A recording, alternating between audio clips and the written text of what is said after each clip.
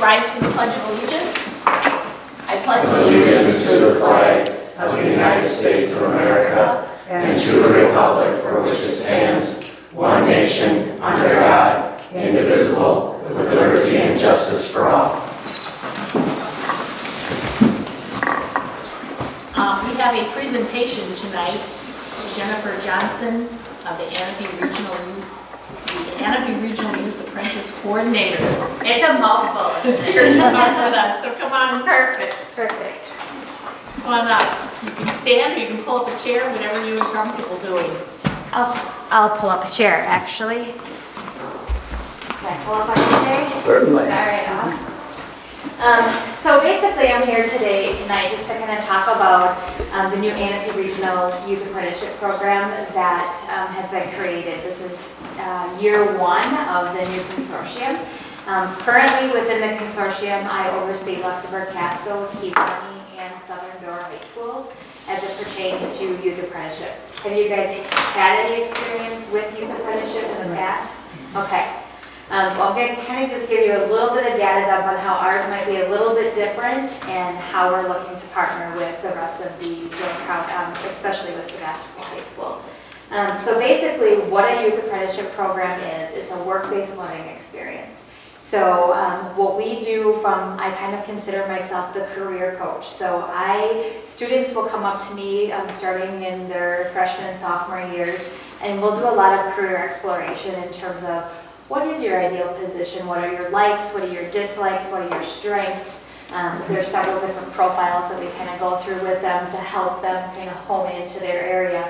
And then come that sophomore year, junior year, we like to do some job shadows. So we partner with several employers. Today I actually spent the entire day up here in Door County talking with several employers that have already expressed interest in joining the youth apprenticeship piece.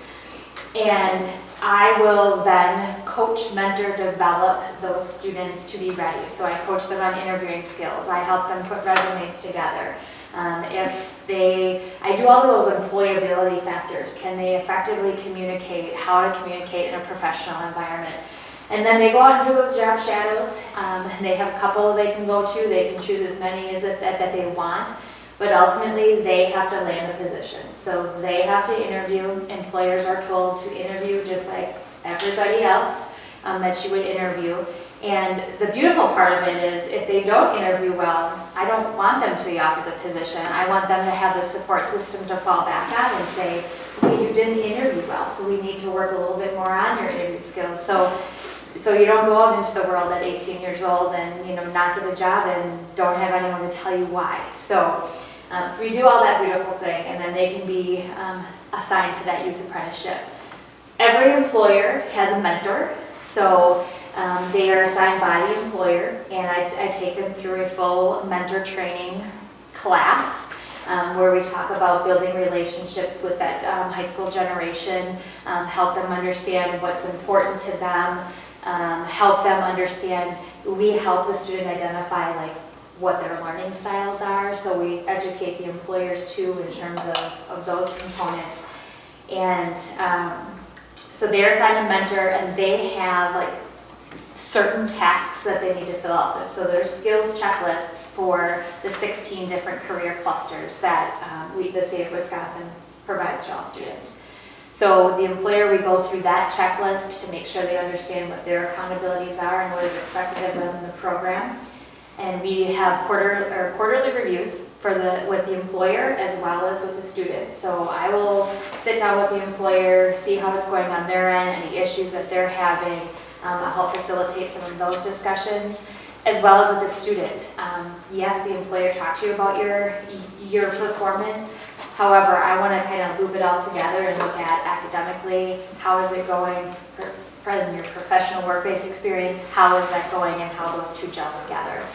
So there's a lot more structure to the program than I think what the traditional thought of what a youth apprenticeship really is. It's not just a job I want to find for them, it's a career.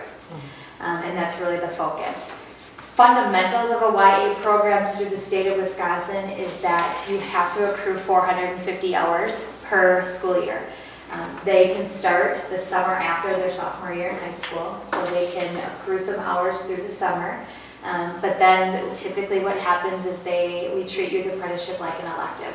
So they would earn some high school credit in the career path that they're looking to go into. And we also make sure and work with the counselors to align them that their academics, they're doing the academic piece.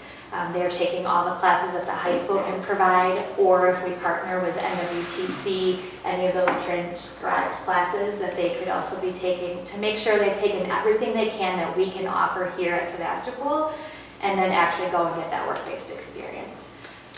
So there's those two levels, 450, and then there's a 900 hours.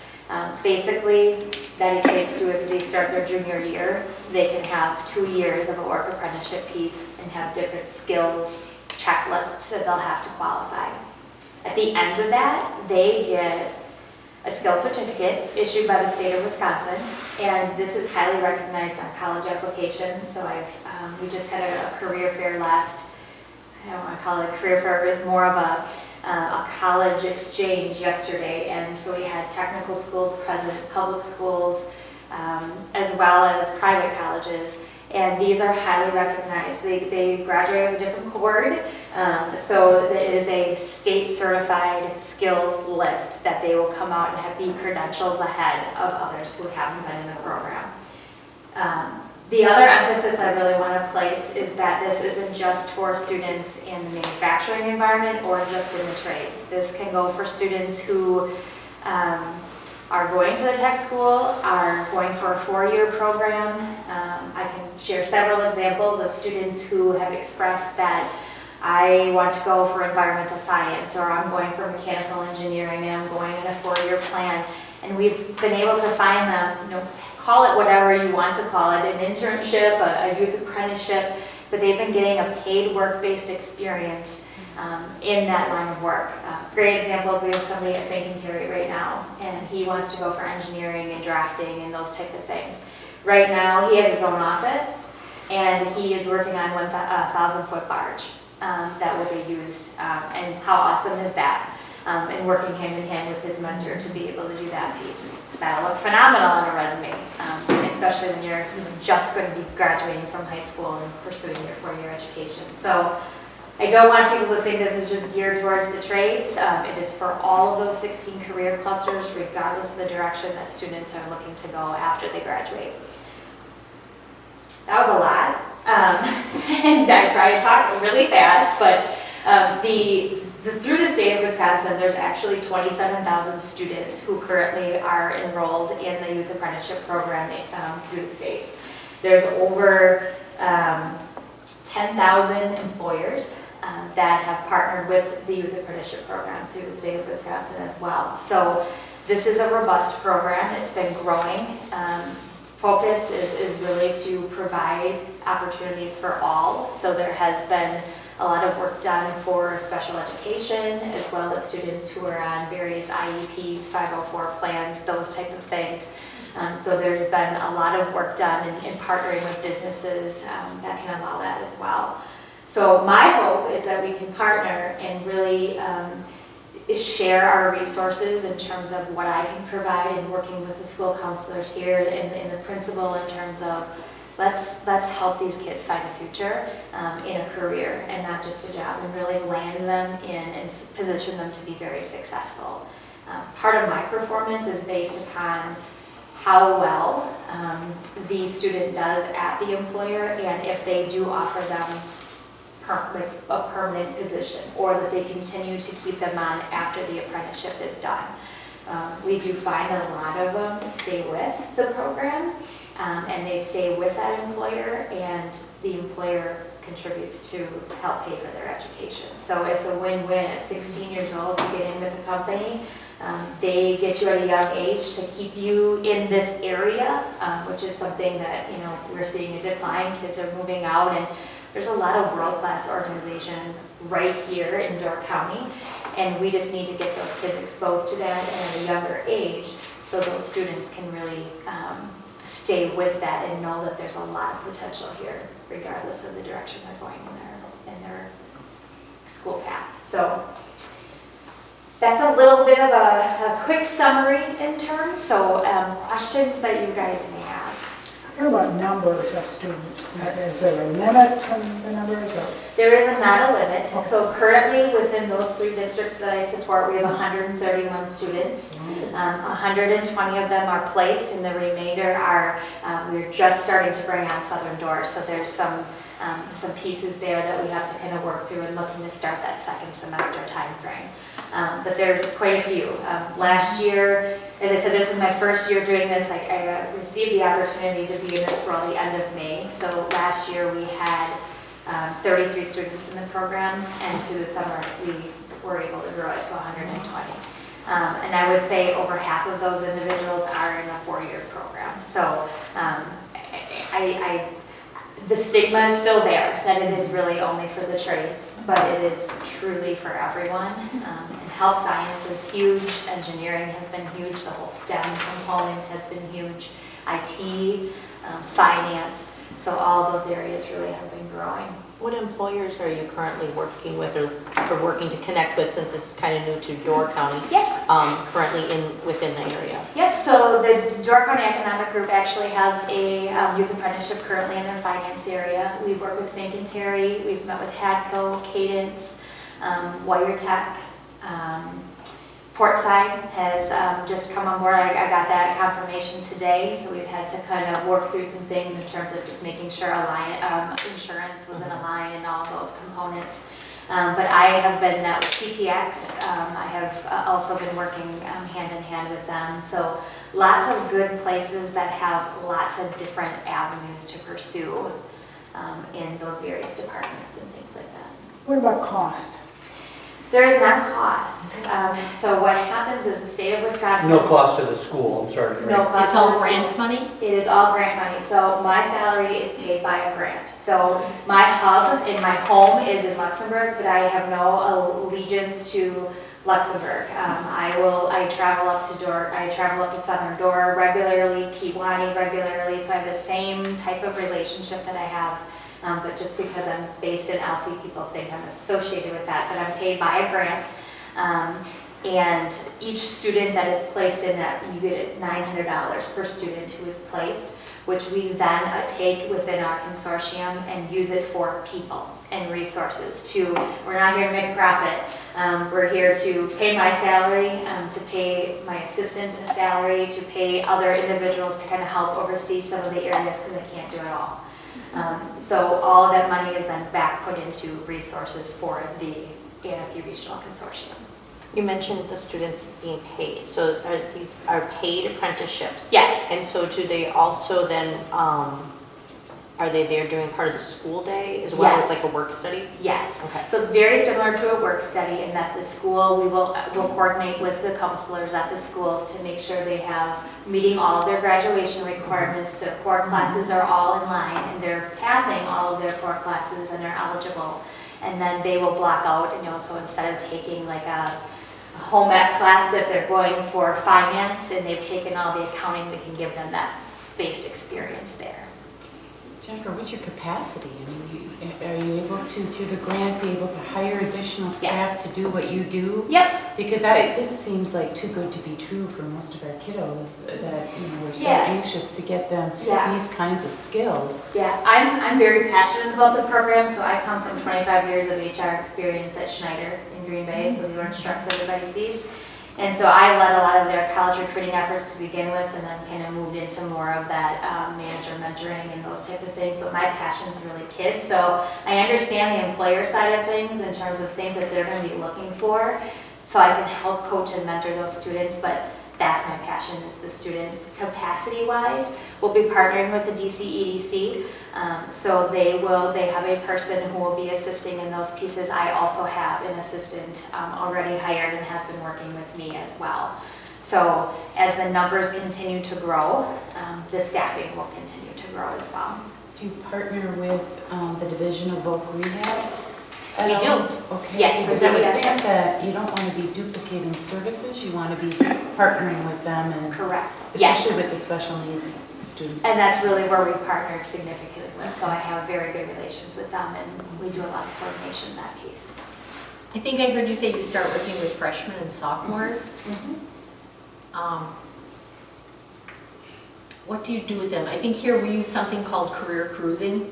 Yeah, it's turned into Zello now. So Zello is just a new, different platform that's used for that. But there's a lot of other career interest surveys that they can take, personality surveys that they can take. Because this is just 5 kids that I know from this school and other schools are not enamored with career cruising. They find it too... Career cruising was not enjoyable. So whatever they call it now, I don't know. Zello now, it is much more user-friendly, and once kids get introduced to what's actually all in there is a wealth of information. I mean, you can take various assessments in regards to, and they'll match you up with your top 10 careers. You can invest, you can research those careers. Basically, you can click on it. I took it to see if it was valid, because it's wishy-washy. Career cruising, I'll be completely honest, was not very strong for our school district, for the Luxembourg-Caswell School District.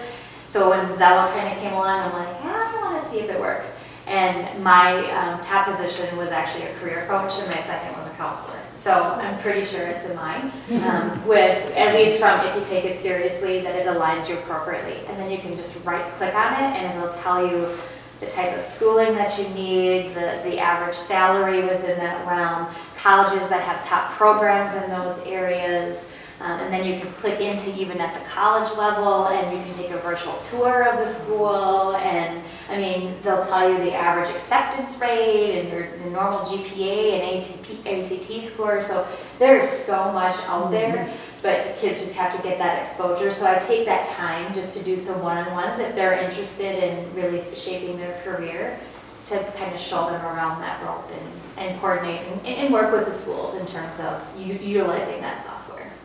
When you mentioned starting with freshmen, the one thing I thought about is I can't drive. So they're getting to these placements is on their own responsibility, correct? Correct. Whether it's the student or the parent. Correct. Okay. And I do foresee like us, potentially within our consortium, what we had did towards the end of last year is we did a road show. So we took all freshmen and invited some sophomores, and we took them on a tour to 6 different businesses. So we got buses, we took them on a tour. They met with 6 different businesses, saw the environment in action, met with their HR person, was able to hear about entry-level opportunities, and just that exposure that freshman year was the feedback was incredible. We kind of want to do it with parents because that's a big hurdle that we're seeing in terms of what their parents view those sectors of that career to look like and be like, and it's not that.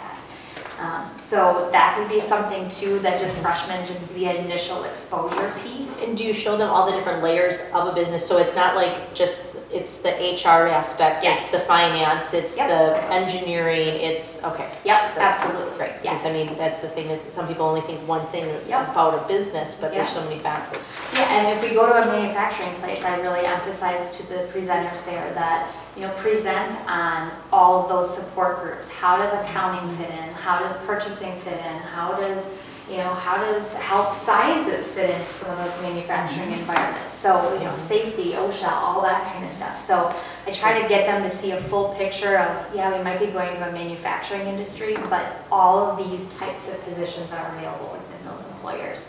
So I see that potentially too, and kind of partnering up and sharing some resources and coordinating some of those efforts. Because I think that's important, just that initial, to kind of curb some of that not being able to drive component. But really freshman year focused on starting to think about what are you kind of interested in? Do you like to work with your hands? I kind of take the career clusters and put them in bigger clusters. So do you like to work with your hands? Do you like to help people? Versus just looking so siloed, and then there's 5 different opportunities within these 16 career clusters that you could venture down, and then kind of start breaking it down from there. Thank you. Any other questions? Can a student change a career once, and if they do they lose the credits they had in the previous career? They do not. So that's part of the beauty of the program as well, is that they start and they're there for 3-4 months, and they're really like, this is not what I'm glad I did this, but this isn't what I want. We then will work through that piece with the employer, and we will look to find them another opportunity. the part of it is, I tell them, that's okay. That's the part of the purpose of this, yes. is to get a right. taste of Yeah, it. life on I would Right. rather you find out now and instead of going to school and spending $60,000 a year and being, you know, in debt, and we look at labor trends and things like that. So yes, they can absolutely change that piece and you know, part of me at times wants that to kind of happen to help kids kind of make that And applaud them for realization. speaking out and Yes, speaking up. That's and great. being and advocating for Yes, themselves. exactly. That's good. Okay, thank you. Perfect, thank you. Okay, the school board will convene into closed session tonight to consider the employment promotion, compensation, and performance evaluation data of any public employee over which the governmental body has jurisdiction or exercises responsibility under Wisconsin statute 19185, C, or exit interviews, 7th grade girls basketball coach, and post-retirement benefits support staff. Are there any guests who signed up to speak under guest comments? No. No. Okay, thank you. Are there any items anyone wishes to have removed from the consent agenda? Then the consent agenda is approved by consent, including the donations, $510 for 5th grade trees for tomorrow via the York County Community Foundation, $400 for the kindergarten classrooms from Dentistry by Design, $1,000 for the lunch department from the Whitefish Bay Association, Roy Rainier's telescope from his wife, Elaine Rainier, an anonymous donation of $1,000 for the music department, and school supplies from the Dora Kiwani Retired Educators Association. Nice donations again this month. Mr. Bear and Mr. Hiltz are both at Trees for Tomorrow. This is, and Ms. Margraf also sent her report via email. So we'll move to the superintendent's report. Well, the first thing is I'm not letting our two principals and our building and grounds guy go on the same day again. Melissa Margraf and I were busy the last couple days, so that's the first thing. Yesterday, Officer Hilsebeck and I participated in a WSAB Law Enforcement Intervention and School Safety Seminar, and we used those skills already today. Really? Yeah, it was a good Timely. afternoon. Yeah, right on time. I will let WASP staff know that it was. Yeah, Bob Butler, no, he did us good, so yeah. And what I handed you here is a document that was presented to us at the WASDA conference I went to. And you're supposed to look at it as an individual and see if you're in the privileged dominant group or if you're in the subordinate marginated group within society. And everyone of us in the group did it, and you can take it home and do it going like I did mine. Since I'm a white male and I'm from European background and everything, I only have a couple on the minority side. So the importance of this is, and I'm going to share this with the staff during in-service tomorrow, is when you're dealing with students and other people, you have to think, where am I coming from? And yet, where are they coming from? But the two I had was I'm rural and I have more than 3 kids. But otherwise, I'm fortunate to be in the dominant group almost every time. So that's something that our staff needs to be aware of, and I thought it was a good thing that they presented at our thing, and so I'm going to share it with the staff tomorrow.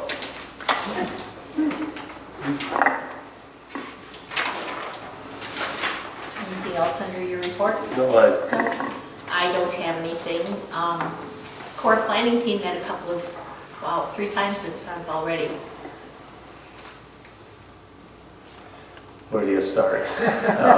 Yeah, it's moving. I'll give you a little update on the 19th was discussion about the wells, correct? Yes. Today I talked to Euclid out of Euclid. out of Brussels. They said they had not been contacted by Myron. I checked with Myron. Myron said they emailed them on February 21st and had called them. And so I gave Andre from Myron his cell phone number to the well company to call directly because we had 2 wells at $118,000. It was the one bid we had. And so we're working on getting another one. It's not too late to switch yet, but That credit should go to Rock Lottenbuck for following up on that. And he called me today on his day off and said, hey, you want to call the well company in Brussels and find out more about that. So kudos to him for that, but that's one thing I wanted to highlight on that with the core planning team. The other part of the core planning team, I gave you 2 sheets with the shed out back here being removed. We have voted to replace it. We want to place it where the current buses are parked to the south. We found out that we have 4 parcels of land on this piece of property right here. Where we are currently in this building is on the first numbered parcel, which is 20.83 acres. And then in the student staff parking lot out back, there's a 1.05 acre parcel, which is a triangle. And then there's another parcel, which is 40.18 acres, and that's where we want to put the new shed. And between us and the town hall, there's a 4th parcel, which is 0.05 acres. The new shed we want to place up, we can't put it on the empty parcel because it's an accessory building, but we don't have a primary building on it.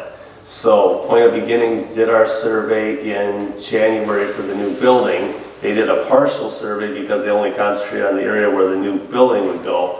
They need to do a second survey that shows an exterior line around all 4 of these parcels, and then we have to petition to make that one parcel. And if you notice the names on there, it says consolidated, consolidated, school district, consolidated. The 40-acre one is listed as school district of Sevastopol. The other ones are listed as consolidated, but we'll get that aligned as well. And then you see the other 2 I listed with a break for 36.46 and 35. That's the 2 proper parcels on Dunn Road. We're not going to do anything with that at this time because it's not important. But we need to get all 4 together. Jeff Cuso from zoning said that as long as we're working on this, because tomorrow Point of Beginnings is setting up their schedule for their next round of surveys, and the timeliness of getting the survey done in order to have the cement poured in October. But Jeff said if we show that we're working on this and we're going to get one parcel and ownership's not a problem between the 4 parcels, he can come out, view the site, and give a verbal okay to pour the concrete still in October. But it's just been one headache after another when you find out. Who knew we had 4 parcels here? I thought we had 3 partway through the process, and then I went and visited Jeff on Monday or Tuesday. He said, no, actually you got a 0.05 parcel over there. So does he think it's better for us to go one parcel versus doing the certified survey map? He said, the survey map will show it all as one parcel. Show it all as one, but Right. And we want it all as one parcel. we need it all as one parcel? Right, because The old you building. Why can't, would we not? Because then we don't have this headache in the future. Right. right, and our new addition, But if you don't have to, then you have a parcel that's not all in one, and maybe sometime the district wants to, maybe we sell off part. Well, you can still do that, can't you? you could still at that time. Well, at that time, then you Well, create what's the certified best? survey map. And the other concern is because of the line where the 20.83 is next to the 1.05, you have to be set in 25 feet from a parcel line, and our new addition will reach over that 1.05 one. So we have to put them all 4 together, especially, we have to. And then if at some point you want to sell 20 to the south, that would be a different project years from now. And you have to remember our driveway on Rip Road is part of that 40.83, so it's not so easy. It's not a square 40. It's not over a square. I mean, it's 20.83, 1.05, 40.18, 0.05. They're not, it's not nice square 20s. And the 1.05 has no road access. Oh, It's landlocked. Just for a history lesson, does anyone know why they came about this way? No, and I was searching this last week for Just curious. old deeds, and I found deeds for like the Cherry School Road School and other 1-room or 2-room schoolhouses throughout that we had from the 30s. but I couldn't find anything from how these 4 parcels ended up here as Do ours. you want to know that? A trivia, yes, but no, I want. I'm sure the rest of the team can find Ask it. the title company to search it. They search Right. it pretty easily and find it for us if Right. you want to know I it. don't think we- No, what I want is the 4 parcels put together as one, and that's what we're working on right now. So I got Point of Beginnings coming to work on that, And a consistent name for it. right, one name, one piece of land here, exactly, because I don't know if anyone knew we had 4 parcels. Because that's interesting. Fun never ends for you. It's exciting stuff, yeah. It's called exciting. discovery. Discovery. That's Yeah, right. yeah, so that's all part of that. Other items for core planning team? You had another round? Mr. Yeah. Sanborn is working on his budget. Mhm. And along with that, I mentioned in my report that Luxembourg Casco had gotten a $50,000 grant for their manufacturing program. And I did a little research to find some information. They're up to $500,000 for youth advanced manufacturing careers. And I thought maybe somebody could look into us getting a grant for $50,000 because in the core team, we talked about not having enough money for all of the things that Mr. Sanborn had on his list. So I thought it might be worth exploring if we could pick up some more money.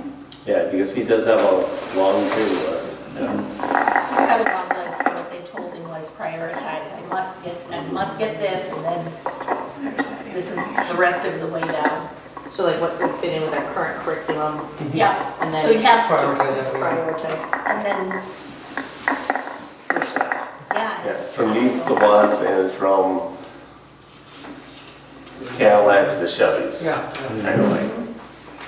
Yeah, the teach, everybody seems happy with the direction their rooms are taking, so And then there's another set of meetings of the teachers on October 3rd, next week, Thursday. Mhm.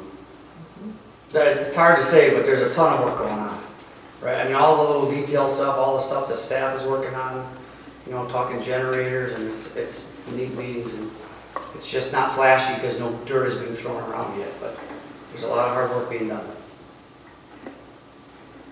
their working document is this thick so far. It's only half done. Communications committee met. We met on Monday, first time for the school year, in a new space. We're in Dave Phillips' room now. Did our punch list for the next edition. Had some new voices coming out for writing articles, whether they knew about it or not at the time. Yeah, everyone knows about it Now now. they know Yeah, about they it. all know. They've all got their assignments. Article and- assignments, and our next meeting, we're going to work a little bit more on some goals and, you know, kind of hash out what other areas we want to attack and things like that, so it's a good group. Good. Okay, budget, anything on the budget? Would you like to? Well, kind of with the budget, we are getting close to our go live date with our new accounting system. In fact, that happens, well, Gene and I are going to Stevens Point to Skyward next week, Tuesday, Wednesday, Thursday, for training, and then the following week, a rep from Skyward will be coming here for 2 days to help me run the first payroll. So I'm going to Skyward next week.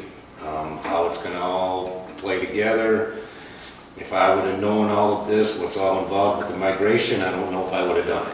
But we're into it. I It'll mean, be good once he gets there. there was one point where I just about told him to take it, and you can have it because, but it's coming together. I think it's gonna be good once we get working into it. The bit that I have worked in it, it's much more easier to navigate through. Having some issues with some of the finance and mistakes that I'd made, cleaning them up, just how things were coded, and it's like, we had our audit went well, that was the last week of August, some changes or journal entries had to be done. Having some issues getting the financial report or the annual report to DPI, things are not lining up, so I'm in talking with them, and that has to be done, well, it was supposed to be to them last Friday, called and said it ain't gonna happen. They said it's just gotta be done by the 16th, so I will, working on that to get that done, but it's not an easy thing to do. And third Friday was last week, so we got that report to get done too. So that's gotta be in by next Friday, so. And in the audit, some of our funds with our activities need to be removed out of there, and so that'll come in October. Some will just move out, like youth basketball and football went to Mighty Pioneers and got cleaned out of there, and it should. An organization like PTO should remain in, but like the Sunshine Club should not be in the school's system. It should be on their own checking or savings, however they want to do it.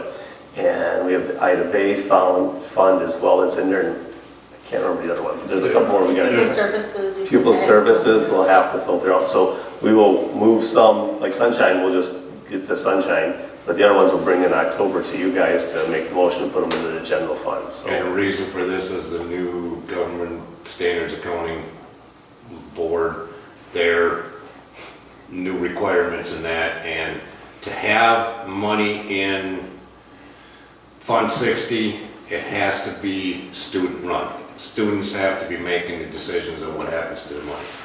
So when there's some stuff, funds in there that it's done all by adults, so it's not allowed to be there. Right, like class of 21 could have a fund in there, but pupil service should not be in there. Right. Some of them have been sitting in there for years inactive, so it's Right. good for us to get those cleaned out of there anyways. But yeah, Gatsby changed their policies, which was good. And we'll get those third Friday numbers next month probably. Yes. Yeah, I just got the information from Amy and Missy late this afternoon, so I've got to put it all together and send it to the finance services at DPI.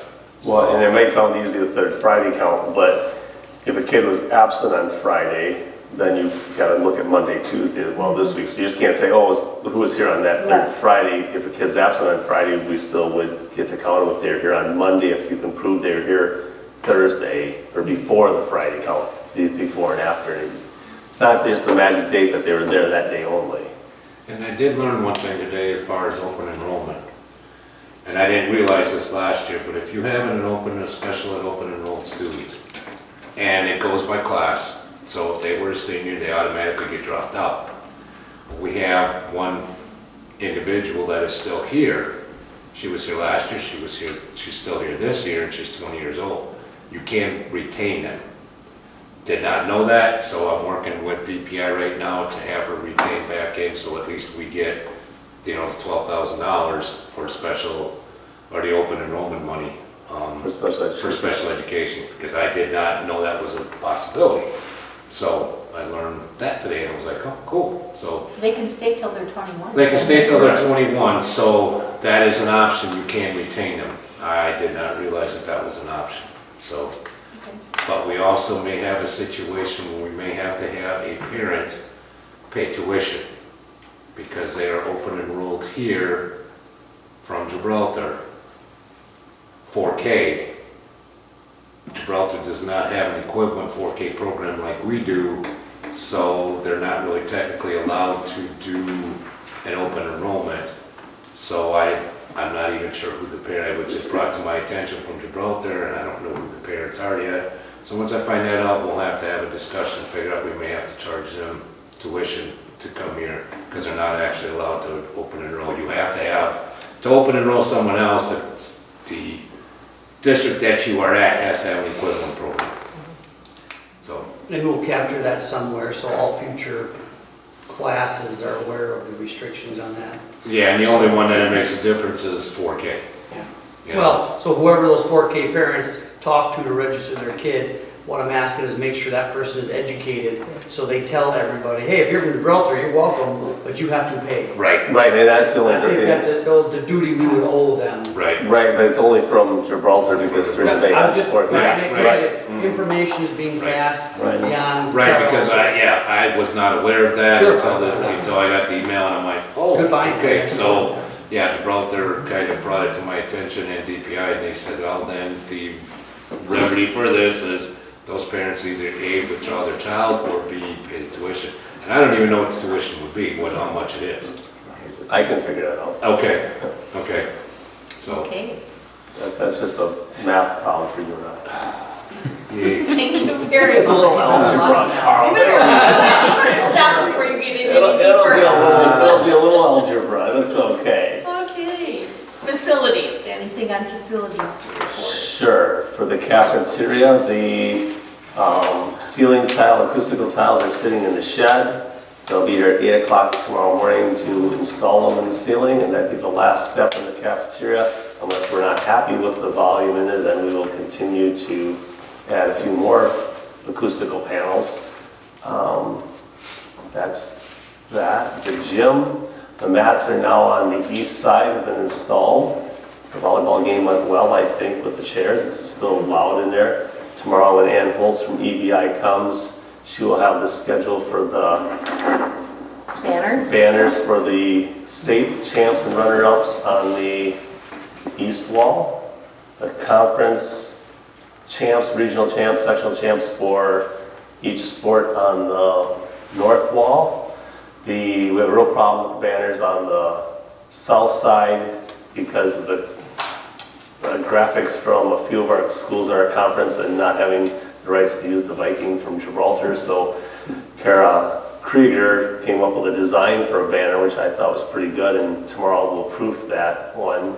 The acoustical panels are ordered for the gym as well. The bleachers are still on schedule for October 21st. The football field lights, we have 4 poles with 10 lights on each pole. And Friday night, I wasn't at the football game, but I heard there was quite a few out.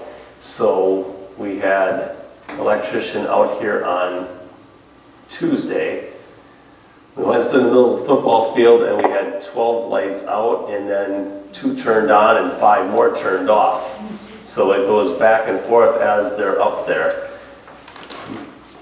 He came back with a boom truck on Wednesday and he believes if he has 8 bulbs and 8 balances, he can fix our problem. So I ordered those. They'll be in on Tuesday. He doesn't want to bring his boom truck on Tuesday because of weather, so he's coming next week Wednesday. I'm not guaranteed that's going to be the answer because we've had problems with these lights for years after year after year, but Randy Marsart, who usually does electrical, doesn't have a boom truck to go up, so he's done everything at ground level, so we know it's up in the point where the problem is. So they were concerned Friday night for the football game, especially because it was so foggy, that it was unsafe, but then some came on and some didn't, and they played. But it's an ongoing problem, and the electrician, when we're sitting there and a couple pop off and a few just pop on and you don't know why they're doing what they're doing, all we're doing is standing on the 50-yard line, there's no rhyme or reason. So he did go up each pole and has an idea he thinks it'll work. So we'll find out if it does or not. That's an ongoing mystery with those lights. The good thing is the poles are metal, and that's, if we have to do something long-term, those poles are reusable, so I was at a different district where we had to replace the poles and the lights, and the posts were almost as expensive as the lights because you first have to buy them, and then you had to put them each in the ground, and that's the expensive part, so it's good that we have that, so. I think that's enough about facilities, yeah, I think that's. So did you have anything that you hadn't written in your report? Yeah, just wanted to mention that, and Karen was there last night as well at the WASB regional meeting. Dan Rossmiller did a presentation from WASB regarding to what's happening in Madison, or lack of what's happening. It's very slow right now with legislation for several reasons, but I had covered most of what Dan talked about last night in my report to you. There is a legislative advocacy conference in Stevens Point on November 2nd. I would encourage anyone who's interested to go to that. It looks like an excellent agenda. And I am concerned about the whole CBD area and the whole hazy, murky situation regarding legislation in regard to that. 2 excellent articles in the WASB Journal, in regard to CBD and staff, CBD and students. And it's here, it's everywhere in town. You go down the street and everybody's selling CBD, and yet the laws are so inconsistent, state and federal laws. The FDA has not approved of any of this. Whether it's safe or not, nobody knows. What's in it, nobody knows. The labeling is not always consistent. So I think it's something on our doorstep that we need to be attentive to. And I have asked Bob Worley to take a look at this. There is a school in the state that WASB has indicated has a policy. Neola does not have a policy at this point, and they're waiting for more legislation. My concern is, how long is that going to take? And, what might be our liability in this? So I will keep pursuing this with Bob, because I think it's something we need to get involved with sooner rather than later.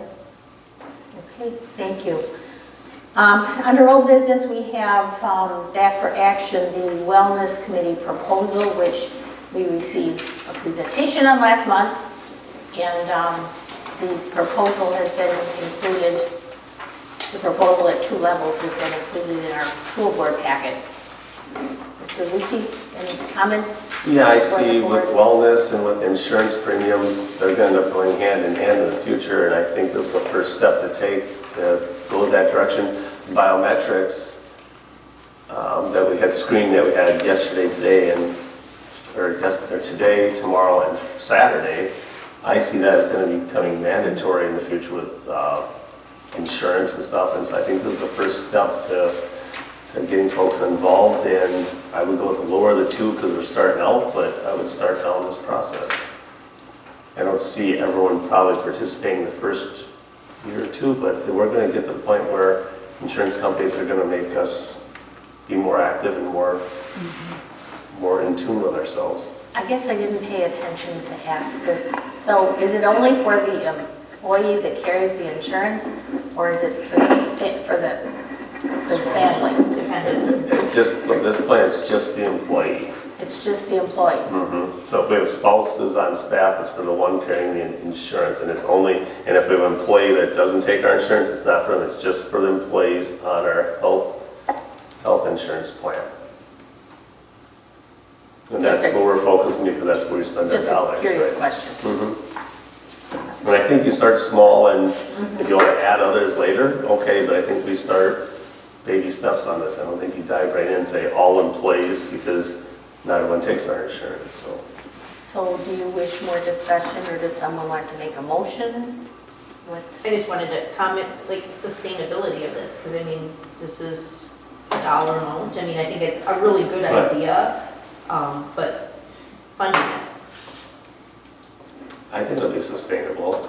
Yeah, and I think it's, because when I talk to insurance companies and the brokers, they can't give you a dollar amount that they're seeing districts save. They just say they know there's a savings there by their groups being healthier, but they can't say it's X thousands. But for this minimum amount that we're putting in here, I think it'll pay off in the long run. I know she's not here to ask, but 2 things I was wondering about since the last presentation was, do they start with a baseline to show improvement?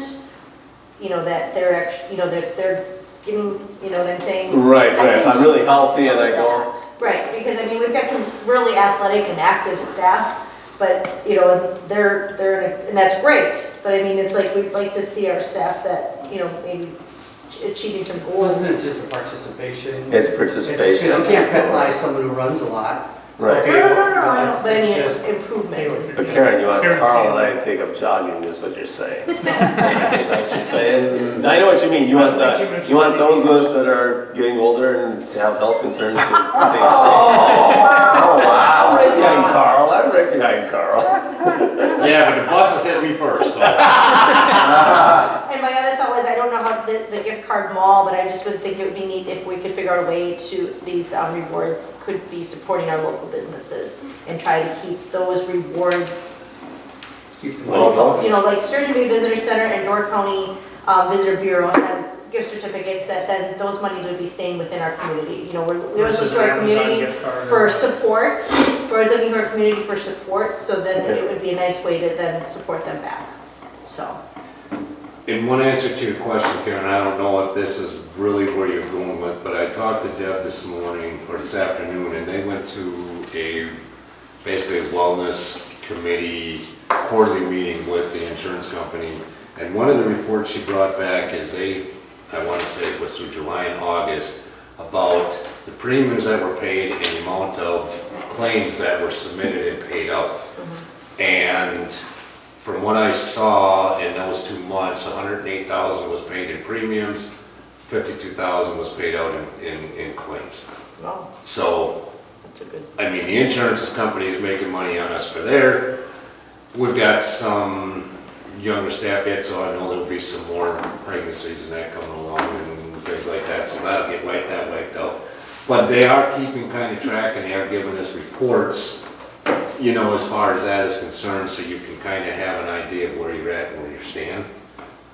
Whether or not it's going to show us where, you know, what we want with that report, but. So with that being said, do they give us any kind of a rebate? You know, that would be able to, you know what I'm saying? If we show, I'm just throwing it out there. I mean, Not at you this know, point. Not at Great. this point, no, you may get something when we The come rebate, back. the thing is your next year renegotiation doesn't go through the roof. Right, Okay. That's Right. at the end of the day. And then They're making right money now- off you. They'll keep your policy about where it's at. Okay. If they start losing, then you're. right, because you get an assessment score and everything when you come back to renew. Right now, we're guaranteed to stay at the same rate for the next 3 years. And then 4 years down the line, we're 2.9 and 2.9. With those increases there, with a healthier staff, we may not go up to 2.9 or the 3.9.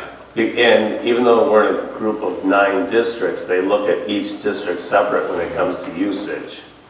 And we were pretty high last year. We had a major hit. Right, we had a major hit. Unfortunately, it was fall, but that was, you Yeah. know, Mhm. and there's nothing you can do because that is, you That's know, life. That's life and that's what happens. Yeah. But as you go forward, you know, we've got a pretty well-diverse age group in the staff, Yeah. so, it just kind of see what happens and you just. So everybody's younger than you, is that what you're saying? I'm sorry, you started. Would someone like to make a I motion? make a motion to approve the wellness committee proposal at the the lower. 6375. 6375. Second. Further questions? Potential 637. And you want us to see if we can do the gift cards locally. Local. That's just my input, I think it's, I think that's a good idea versus. We can see that's possible through the system, sure. Okay, any other questions or discussion? All in favor, say aye. Aye. Opposed? Motion carried. Who was the second? The next item on our agenda is a request by our school resource officer to have a gun safe in his office. We have an armed officer here. He needs the equipment he needs. The safe is safe. I think he needs to have the tools to do his job, and it's the world we live in these days. I would move to approve the SRO usage of the gun cabinet safe. Second. Questions or comments? Hearing none, all in favor say aye. Aye. Opposed? Motion carried. A discussion to talk about the school efforts to address youth vaping. And I think this is really kind of 3 areas. We've got a nice report that Mr. Bear and Mr. Lukey did on the efforts that the school is making at this time. Then we've got a few policies in the school manual. Student handbook. Student handbook. Yep. And then maybe the last thing we want to discuss is there anything else we can do or information we can give to the parents? So, any questions for Mr. Lukey on the report that Mr. Bear and he gave us on efforts, I guess actually starting 2 years ago? In the 17-18 school year? 17-18 school year, in 19-20, well, and with the Officer Hilseback, he's going to do more education as well. And then the last document you're receiving is a Halo Smart Sensor. Mr. Barrett and I looked at these this summer because there's some spots in the school where kids are less supervised and more likely to participate in something like this. The difficulties with these are is they only cover a 12 by 12 square foot area. So, I mean, that's pretty small if you look at a corner of a room of a 12 by 12. And so it's really expensive. And I think we put these in. I was hoping one would cover a room.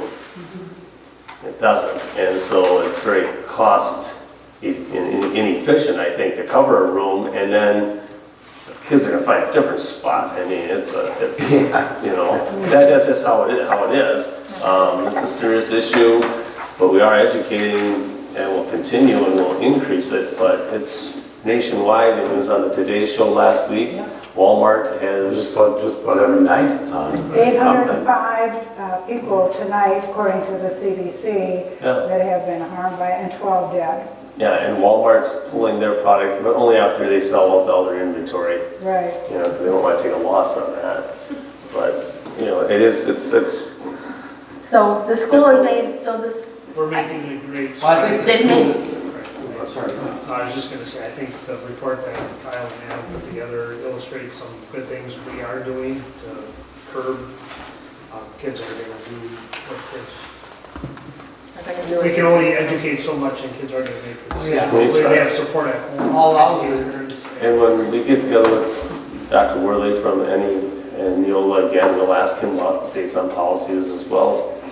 And he It's he did say we were covered with this, and thanks for getting this, Kyle, on the use of tobacco, and it does talk about electronic devices. right. And I appreciate the report that Mr. Mayor did. I did ask to have this on the agenda because, well, it is such a current issue, but also because I've had parent concerns about this, not only wanting to know what's going on in school, but wanting to know what they can do. I mean, they're fumbling for resources. Everybody is. There's an article in Time Magazine this week that says, you know, educators and health professionals just are really struggling with this whole issue. And we do have a parent here tonight. Jennifer is here, and she has some great ideas for parent involvement and some great resources. She and I exchanged some ideas on that, and one thing we talked about was having some resource materials available at the parent-teacher conferences, because we've got all the parents here. And for those who are struggling and looking for material so that they can better talk with their children, it would certainly be helpful. And I know that the Door County Alcohol and Drug Coalition is partnering with Rethink Tobacco, and they are dealing with the vaping issue. They have a lot of resources, and I'm sure we could get material from them so that we could make some things available for parents. And I know Jennifer said she would be willing to help, but there are other parents as well. Yeah, her and I spoke in August, and I told her to get a hold of Mr. Bear, and yeah, because it's going to take a joint effort. And yeah, and the bad part about vaping was when it first came out, folks looked at it as not as dangerous, and that's now not turning out to be true. Right. And especially for young people because of the nicotine. Well, unless you're living in a cabin in the middle of Saskatchewan, you can't avoid hearing about it, and you can't avoid hearing about the dangers. And there are tons of resources out there, but I agree, it's good to have some things in here to give to parents if they want them. I think you're absolutely correct, Lisa, and that's why I think it's important as a school board that we hitch our wagon to the stars, and that we, on this issue, when nationally there's these huge issues right in front of us, that's the time that we need to make sure we get the education out to the parents, because they're seeing it on the television, they're hearing it in the news, they need to hear something from us. And so I know you asked if we have ideas. I mean, I would just be curious if the board feels that this would be an issue where we could do a parent education night. I think Public Health Department / Human Services and our coalition could create a just a cafe conversation kind of night where people could just come and talk and learn, because information is power, and if these parents are thirsty for that information, I think that would be a beautiful thing that Sevastopol could sponsor.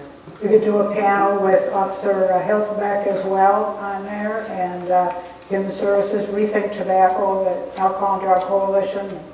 And to host that, I think. Yeah. Well, I have a question, and so this is, I'm kind of new to this educational world, so very important. I agree a lot, and I pay attention a lot too. I'm just curious, give me some history on the role that the school plays in these challenges in life. Because there is a public health organization. In fairness, they can offer that. Correct. And I'm just saying, when does it stop that the school does, especially when we start talking resources and hosting it, we have trained people, and we all care about kids, I get that. Is that typically the school district's responsibility? It's a valid question because of resources. I'm not trying to discount the significance of this, and it's very important to me, and I got 3 kids in this building that I care about, and we talk about this, a lot, and all their friends, because most of them are playing sports, and I don't want to lose any more athletes because of it. So, but, is that do schools always do that? Are we supposed to do that? It's a nice thing to do. I mean, what's DPI role in this? I mean, because when does it end? Because there's a lot of problems out there, There's a heroin problem in Door County. If you talk to the police department, there's a lot. That's my... Right. There are more, there are many kids doing You're giving me drug. feedback, I'm listening now. It never ends, but we've got to decide where we're going to put our resources, our efforts, and our time. And right now, this is pretty out there, so I'm hearing interest in it, so we can easily have handouts at parent-teacher conferences. Having a night, the concern I have with that is getting the right parents here. But any parent that comes, you won't know how successful you are because you won't know who you saved and who you didn't. Right. You just don't, But yeah, we can have it, and it's just like parent-teacher conference when you have for academics. You hope they all come, but I don't need to sit and talk to the kid who's got all A's. I need the kid who's a D. I want to get to a C and a C to a B. But you at least throw it out there and hope you get it. So yeah, how many initiatives are there? We could have one every week on a different topic and then start all over again. But this is really permanent right now. I think the difference is you smoke for 30 years and you get cancer. With this thing, you do it for a little while and all of a sudden you're I think on a ventilator. too, some of the studies that have come back is that some of the illnesses and some of the bad things that have happened to people has been stuff that has been bought from the black market or the underworld or whatever that have been laced with THC, different oil, whatever. And I think, I'm not saying it's not a problem. I think a lot of it is too, just like when we were kids. I mean, there's bad stuff out there, and somehow educate. I don't know. What So, the answer because is, but here's just where I'm saying coming that from. I think the darn highest critical thing for us is critical thinking. And we talk about this a lot of our meetings. Let's raise our kids and make sure our teachers and our staff are driving us into our curriculum every day so they're thinking about risk and reward and smart choices, right? So then, if you raise individuals like some families do out there, those kids will know by the time they're faced with it, they're like, hey, young man, come try this. They're like, no, that's a bad idea, I don't want to do that. So that's where I think inherently the school is doing that. But maybe it's not enough, and I get the discussion here, it's very important.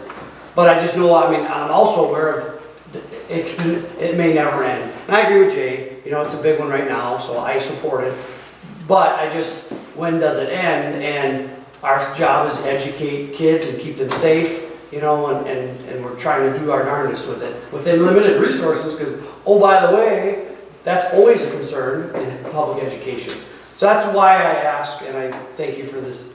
And we can't educate them if they aren't in a learning condition. Right. Well, but it doesn't answer how far do we go with it? I guess the other piece. That's why there's Health and Human Services in town. And I know people as very well that do that. So that's what their job, they go into the families to make a stable environment so when they come to school, and we have food programs and stuff like that. So I understand what you're saying, but what is our responsibility in that? I guess guess I look at it from the standpoint, Dave, that, and I completely agree with you. It's like, we could be talking about it, all kinds of topics all of the time. Date violence. Sure. Sexual assault and lead in the water, I mean. Texting and driving, Those are two wear your points that were brought seatbelt, up whatever it last is, night. right? Lead in the water and Let's date talk violence. about that. You know, I mean, I know We probably have more kids texting and driving than we do getting. Guaranteed. But it's all bad, right, Right. right. This is one that right now is deadly. Well, they're all deadly, They're all, I don't yeah. want. Cindy had a point to finish. I think. I really just feel like that politically, it is time to seize the moment with the education on this, and there's going to be grants out there. I know there are going to be resources out there. Maybe we don't host an event, but we have to figure out different strategies and venues to educate and support the parents, because the parents are on the front line of seeing their children and be able to pay witness to the symptoms that are out there. And I mean, I know parents are really busy too, so maybe hosting an event, you wouldn't get many parents that would come. But I think that as a school board, we have a responsibility to explore different venues of how we get this information and education out there. Our newsletter, do we do a did you know, now you know kind of column where we just do a topic like this that parents can just get websites, resources, a little On our Facebook blurb. or And I think we can web. link it into our newsletters that both, Amy sends a newsletter daily, because that way people can read it on their own. I think the idea of posting sounds great, but unfortunately, when those kind of things happen, and then you put all that effort and bring in all those resources, and you get 8 people that come. But if we were to have a panel with some, or a table with some of those people and those brochures at parent-teacher conferences, front and center, they Yeah, the walking people past coming that before they're going to, and if, then we've at least provided that information. Unfortunately, you can give them all you want, but you can't make them read it. Right. But I like your idea where it's newsletters, if we can link it into different pieces of communication that we are putting out from school, because then Well, if we, I know, Like- if like we gather all the it's a resources signal and too, they can read it if at Kyle their would put something sources. out to the staff, Mhm. right, and any parent asks any teacher, and I think, okay, I'm really struggling with little cat, and you got any ideas, and that in the staff member says, hey, we got a library or stuff. I mean, sure, that will help. and- Well, sometimes a parent isn't going to come and say, I'm struggling with my kid. Well, Make something available, and then if they're struggling with their kid, they'll pick it up and take it home. They don't want to air their situations in public always, or even to a teacher. Well, and That's why we I give them noticed options. in the listing that Adam prepared to, as far as what we are doing, which again, I just want to amplify, that was really nicely done, and I appreciate the Yes. energy that went into what we previously, as well as what the future plans are. But one of the things was just education to the teachers. Kyle, can you comment about, is that during in-service time? Is that a We've had video they in-service, have and to we've watch? had or- staff meeting times where Adam has, and Officer Neville last year came and had the devices and showed them and said, hey, this is how small it is and how you can hide it in your sock and how it smells like cherries or strawberries, and so a kid goes to the bathroom and comes back smelling, that's. Like air freshener. You know what I mean? You know what a cigarette smells like? You got gum in your mouth, or, this is a difficult one, it's not. Because, and Yeah. the reason I asked the question, there are sensors, we could spend a whole lot of money and equip this entire school, and we would know every square foot. So how much money do you want to spend? Because as you know, if it's something we need to do, we need to do it. Like for special ed, we gotta fund these things, we have to fund these things. And that's why I asked the question is, if this is actually, if everyone was, this is something mandatorily we need to do, then we need to revisit the reality of sensors, and let's do that. So that's why I asked the question, right? Where do we have to put this? And you all answered it very well, and I think we're probably balancing as well as we could with some more improvement. I'm just thinking there are going to be grants available to advance your VAMP education curriculum that you've got in place. I think someone needs to watchdog that to see when that kind of stuff surfaces, and I don't know what we even do with it. I'm not a sensor advocate. I agree. We're not turning this into a prison where we have to see every little crevice. But we No, but I was hoping we could put a few in a few key spots, but then when I saw it was only a cover 12 by 12, I thought, holy cow. Well, that's the thing, they're gonna, people will know where they are and they'll go elsewhere. So it just comes in. It's Yeah. not gonna fix, It's putting gonna this push in the is not gonna problem. fix Right. the problem. I mean, Right. it's It's education. It's education. I mean, you're not gonna fix it by, And it's an addiction, and I think so it's, that's a tough, a good point is it starts at home. I mean, we You in gotta the do public prevention. education, we do a great Prevention. job, but it starts at home. I mean, we need to give the parents or whatever the resources, help them facilitate it, but ultimately, They have they've to, said, you know, there's, we can give them, we should give them all the resources we can. They have to have been having conversations with their children Right. previously, though, to be able to have this conversation parents can't and have it expect them comfortable, because you can't all of a sudden say, okay, now we have to talk about this and not have built that trust. So hopefully everybody's doing that, and this resources will help them have that conversation in an informed way. admin and team will still work on this, and it's there. And if So- we've got parents that are willing to take the leadership on this, let's take advantage of that. Okay, any other, we'll leave this in administration's hands? Yep. Any other discussion? Okay, Thank you, Super. we will move on to the Assistant Building and Grounds Transportation Director position job proposal.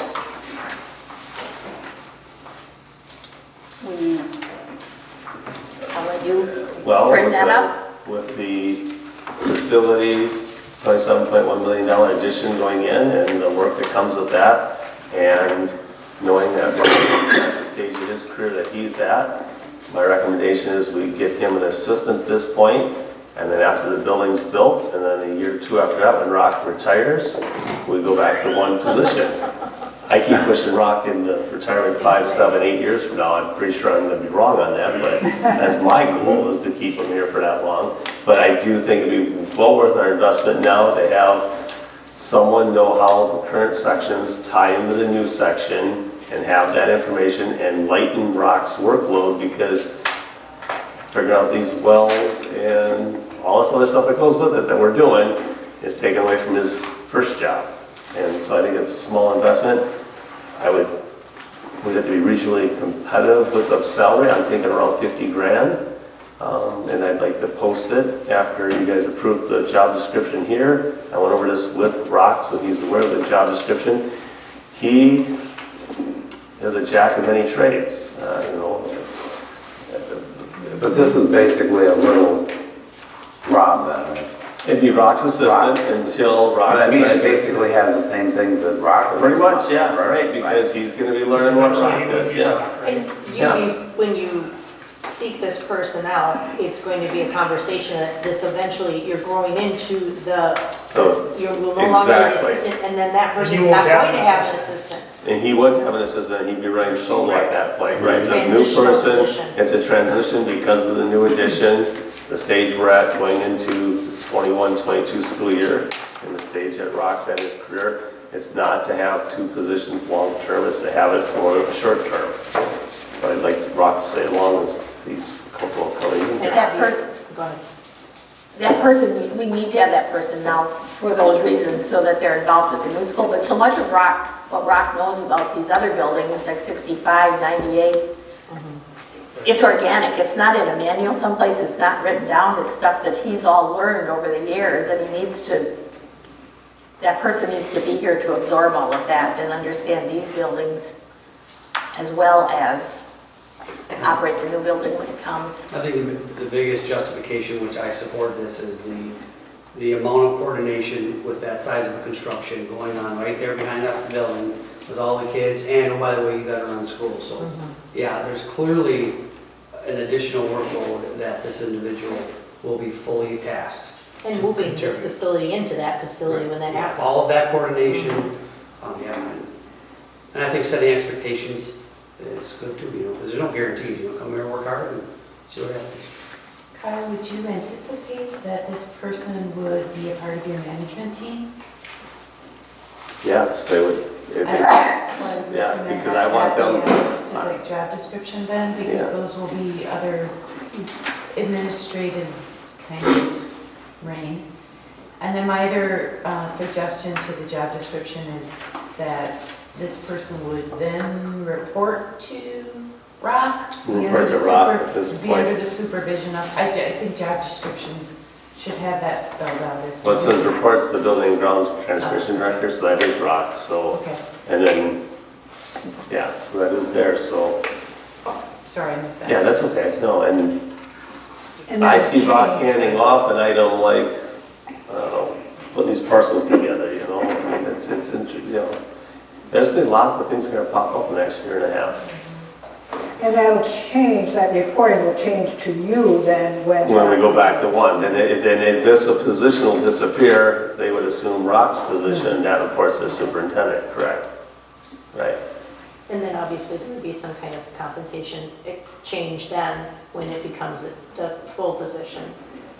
Right, exactly. Well, maybe. Maybe. I wouldn't guarantee that. And I quite frankly wouldn't guarantee them that they get the spot. I think the theory, the whole vision here is that, That's the but goal. they have to Right, prove themselves. right, oh The yeah. whole they thing is just- overlapping, well, but I because just don't Rock's gonna think we review need to give a them. guarantee on it. Right, yeah, if it This is our doesn't, strategy. if it doesn't work out, I mean. Oh, Right. for sure. That's all I'm saying. I just- Right, no, you're right, Dave, on that. That's the goal. That's the Hopefully it big doesn't work picture. out, you figure that out earlier Yeah. than when we're in the new building and Rock's retired. Would someone Yes, like look- to make a motion on this? We're approving the job description, or we're approving the Position. Like position? a position. Putting the position. And you can make adjustments to the job descriptions. Basically, it's what Rock does, and we want this Are you person to about learn, do something? or- be his I would understudy. make a motion to approve the assistant building and grounds transportation director position. Second, Other questions or discussion? The only thing I'd like to say is, it might be a hard position to fill. yeah. It might not be the easiest, but right now, the job market, Yeah. we've heard from how many industries saying, we need help, we need help, we need help. This may be hard to find too. What might be good about our overlap is you get some young facilities engineer type of guy or gal who's right out of school, so they got some schooling behind them, but then they gotta learn to rock real fast. But Well, it would be good to figure hopefully out there's, we get to, but I think you're right, I think it's gonna be tough to find, but separate piece, but figure out what the compensation package total is with benefits, because I think that speaks volumes. Right, well, I think there are a lot of people that are gonna wanna work for a school. well, your workforce is so, how are you guys doing finding people to work? We are struggling. You guys are struggling, yeah, exactly. So, No, you're right. you know, so are we in competition in this position for a position to be at your business? With the I same guess skill you'll set? find out. We're gonna find out, right, Find out. exactly. I think what we have going for us as a school district is, let's face it, public schools have very solid benefits programs compared to a lot of places in. And I think that's what Karen was getting at. So that's, that out. that is, gives up an advantage, but are we gonna be competing? Heck, yeah. I think you've got the benefit package plus job security. We're not going anywhere. Yeah, Job's not going anywhere. Yeah, we hit a recession, kids still go to school. yeah. right. Exactly. But right now, if I was coming out of college, I wouldn't even be thinking about recession because what is that, right? I mean, you know, that's not on their radar at all. It's But not coming until 21, so we can. We have time. wow, all right, well, okay. That's what my analyst told me. My real estate analyst told me that. Okay, any other questions or discussion on the position? All in favor of the motion, then say aye. Aye. Opposed? Motion carried. Then we have the bus maintenance agreement with Hobison, which we had in our packet. And they've given us their He'll be back. insurance. To give you a reference, their buses at their facility, their rate is $50 per hour for labor plus parts plus 10% markup. It's $75 across the street, and Miller's down in Green Bay is $91.50 an hour. So, and across the street, they're trying to get out of the bus business. They want to get out of the bus Yes, business? they're not interested in continuing the bus business, because buses are unique. And so my recommendation is we go with our. This is the best option of what, Yeah, That's out there. because Miller's down in Green Bay. and that's- Poston's garage, is that right there by the high school in Surgeon Bay? They bought the barn.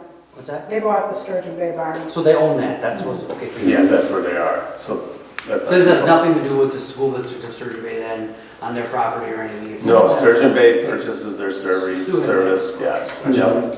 And right now, we still have our own fleet and stuff, but 10, 15, 20 years ago, I think I mentioned this a month or two ago, who knows if we will still have our own fleet or not? Because, as you guys know, buses are $85,000 to $90,000 a piece.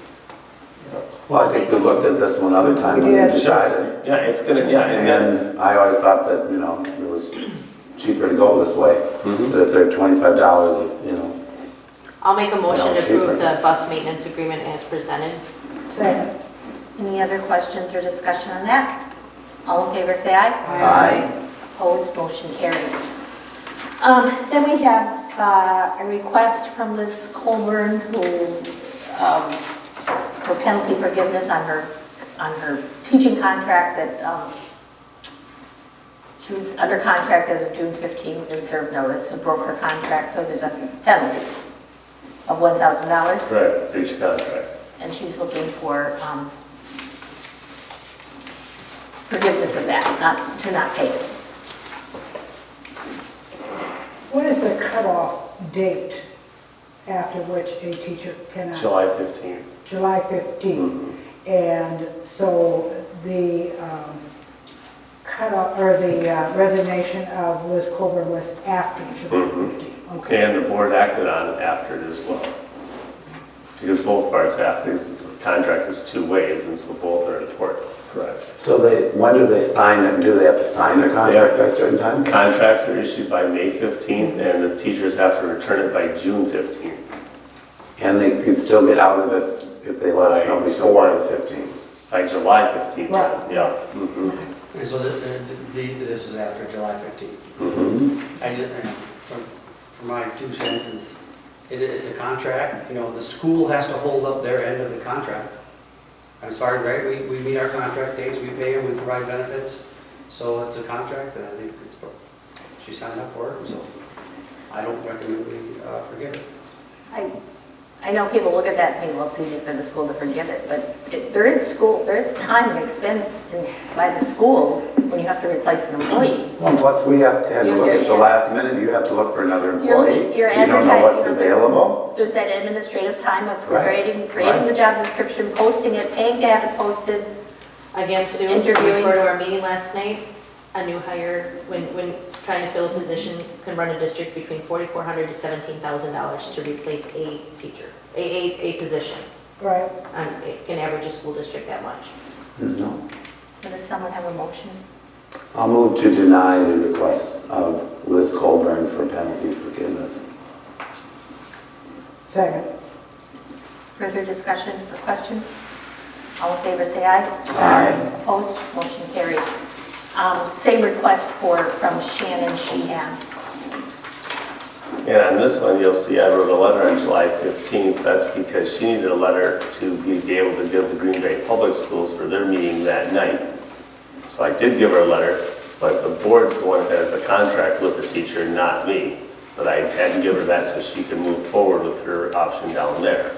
So that's this letter here with the July 15th. But we didn't approve the resignation until the next board meeting. So I talked to Mary Gervig, the July 15th date on my letter is not worth anything. I could have not done it and given it to her on the 16th, but they had their board meeting on the 15th, and she said that Green Bay wouldn't allow her to sign without it. But she did let us know. She told us she was going down there and she hoped to get approval that night, but she needed proof from us that she could apply down there. So our policy says that we must approve it by July 15th. Our board has to take action on it too, in order, because it's a two-way contract, according to Mary. I think if Mary weighed in on it, I see it as the same as the previous one. Yeah. And the thing of it is, on these contracts, it stipulates right in the contract that if you breach this contract, it's $1,000 penalty. It says right in the contract. Right, I understand that, but I'm just a little Looking at the confused about timelines. the date. Did they come? Mhm. If she let us know by the 15th, she had no control over our board meeting date. Right. I think she wouldn't have let us But know. I'm telling you, on until the 15th, when I was in school the board. office, I didn't get the letter on the 15th, I came in on the 16th. Her letter, Her resignation letter. right. Which she said she sent digitally on the 15th, and you guys won't get it until the 16th. Oh, because she had the board meeting in Green Bay that evening. Well, this is a much more experienced teacher than the other one was, as far as I'm concerned. She certainly knew what contracts mean. I move we deny the penalty forgiveness request by Shannon Sheehan. Second. Other questions or discussion? I guess this one is a little more troubling to me because of the date. Can you, Mary Gervig weighed in. And I could have dragged my feet and signed, gave it to her, but then she wouldn't have had it for her board meeting that night either. I think you can Let's go go back. backwards. The reason she requested that letter is because her other board said, I need something. Right. She probably wouldn't have requested a letter, she would have went down and interviewed. So, I mean, to me, that. Well, I don't, and she must have interviewed She before the already did. 15th. Right. She didn't need the letter to interview, she needed the letter. Letter for the board meeting. Yeah, because legally, She Green probably Bay already could- had the job, she needed a letter for it to be. but Green Bay legally can't hire her until she resigns from here. Correct. but she resigned on the 15th. Yeah. And I think she's caught in a crazy situation. Well, yeah, but did she expect us to meet on the 15th so that she can get her $1,000 back? Well, did she know that the board had to approve it before she wouldn't be penalized? I don't know what she knew about that part of it. She knew she signed her contract on the 15th of June. And we do have some teachers that hold out till the 14th or 15th to hand it back in because if they are out looking, they wait until the final day to hand it in. This came at 9:52 PM at night. So it wasn't during the school day. I guess the contract runs till midnight, but it came at 9:52 at night, so it was after that board meeting. But I've also forwarded it on to Mary Gervig. She's read it as well, and she knew when our board meeting was in August. What exactly did Mary Gervig say? Mary Gervig said it's a contract between the two, and the board has to have agreed to it as well. I think if your lawyer says you're in the right. I would defer. So Mary Gervig specifically said the board had to approve it. Yep, she said it's a two-way contract. But did Mary say the board had to approve it by July 15th?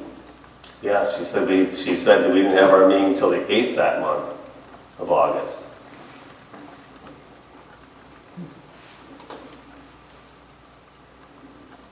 We didn't have a July meeting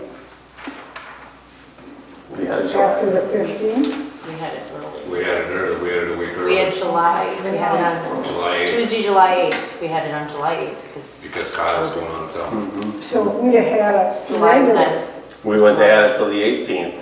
If you had it on the third Friday, it would have been the 18th. Because the 15th was a Monday.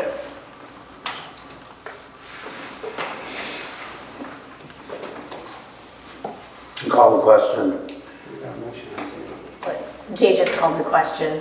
All in favor, say aye. Aye. Opposed? Motion carried.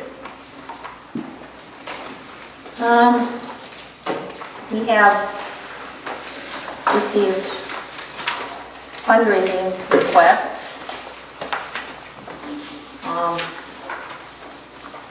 We usually approve these and then others get approved throughout the year as they are presented to the principals.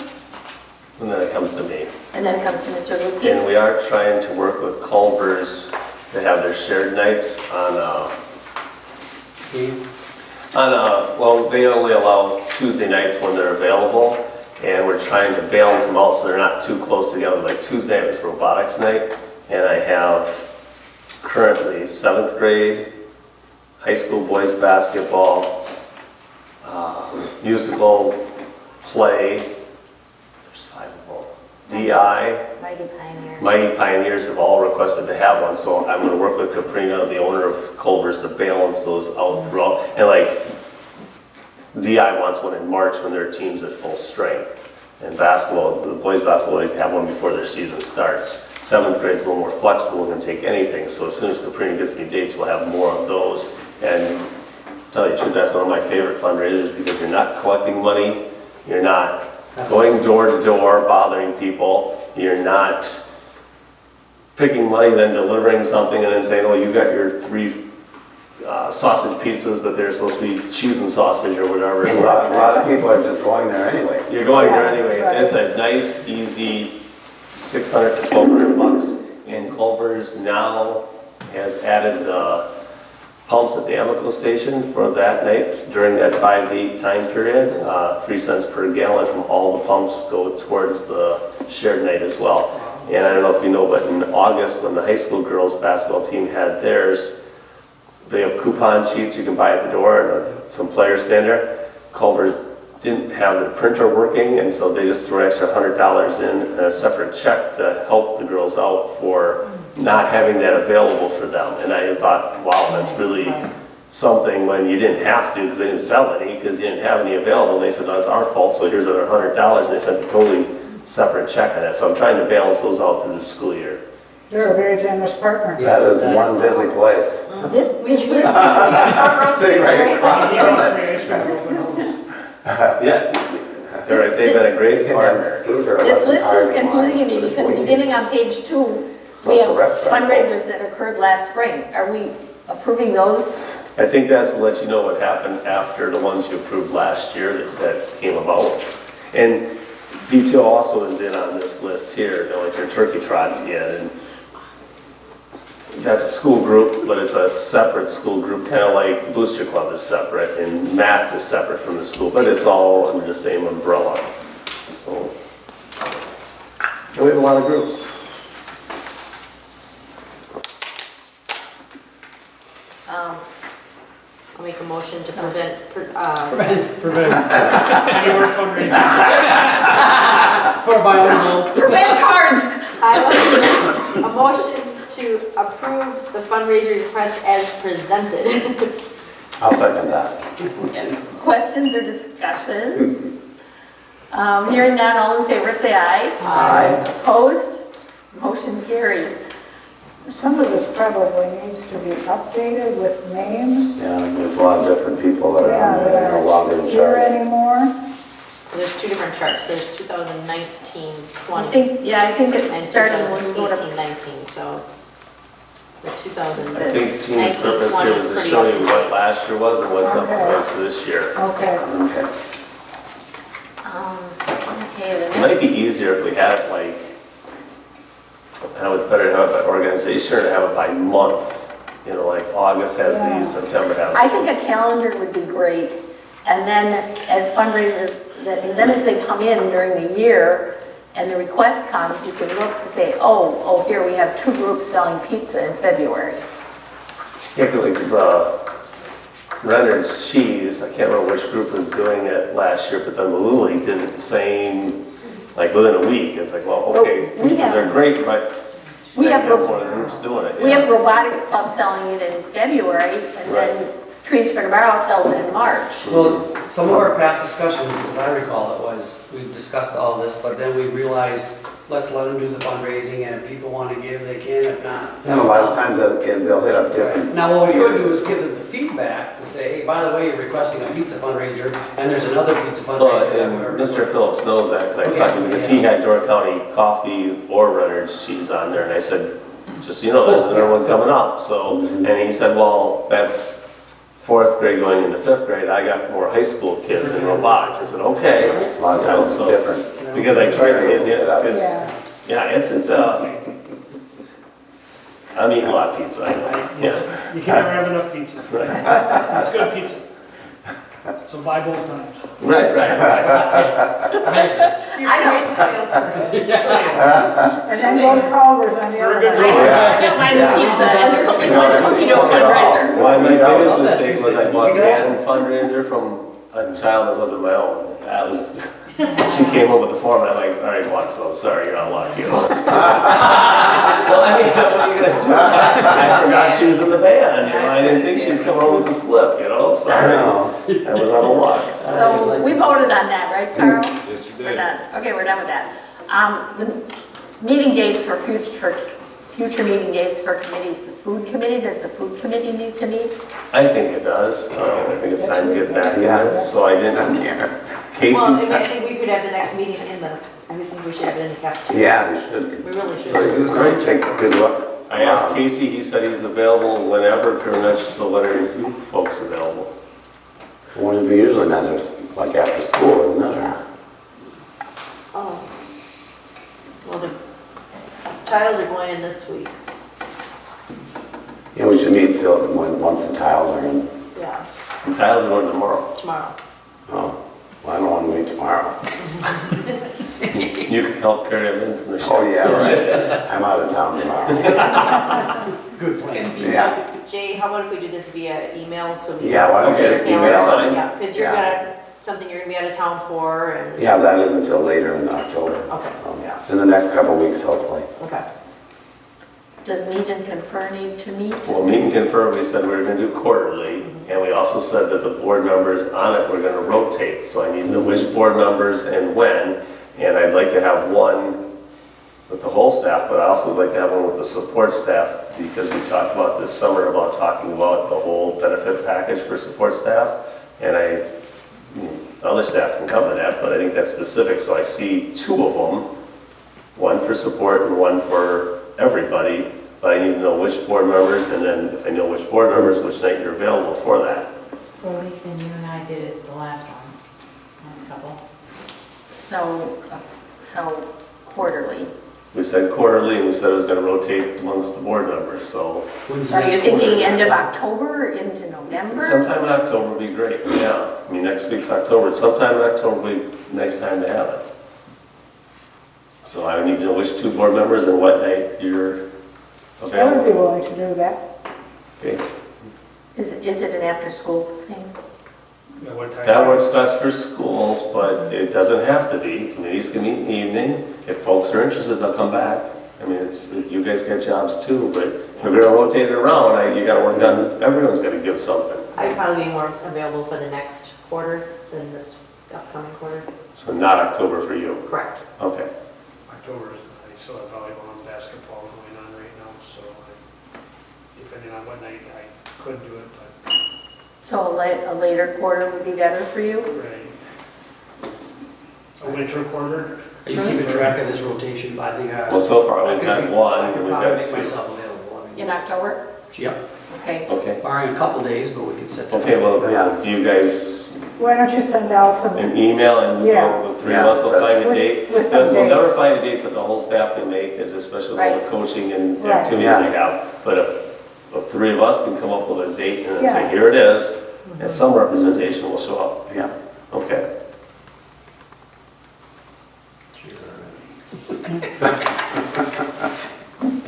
Are there any other committees that need to meet? How's strategic, as long as we're committee, how's strategic planning coming? You know, I haven't heard from Aaron Chesky lately, but I do know that different teams met over the summer. If you want to have an update. Okay. I don't think there are any other committees that need to meet? No? Okay. Moving on, then we have Allison Newman resigning as the assistant softball coach. I move we approve the resignation of Allison Newman as the assistant softball coach. second. All in favor, say aye. Aye. Opposed? Motion carried. Then we have a request for support staff personal day leave. And that is Mrs. Julian. She's requested 2 personal days in May. We changed our policy to only allowing 1 personal day for aides and teachers in the month of May, so when I got the request, I denied it. She's appealing to you because of the circumstances that are listed in her letter.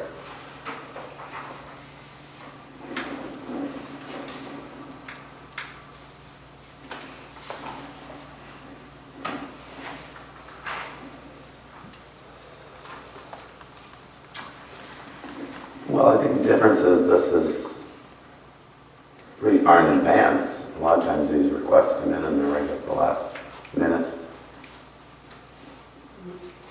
The reason why we made, what was the reason we made the change again? Difficulty to get subs in May. That's why we had 2 personal days.